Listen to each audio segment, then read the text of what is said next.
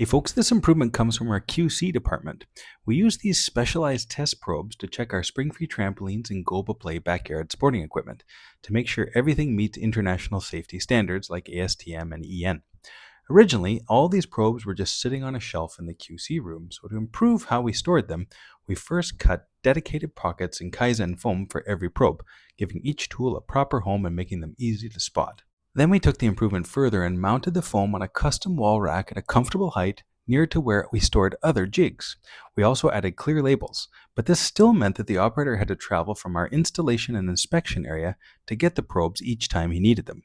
So we improved even more, and this time we moved everything right to the workstation where the checks happen.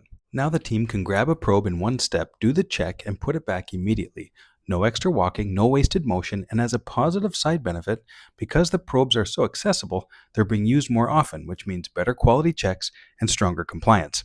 That's the benefit of simple, small daily improvements. Thanks so much.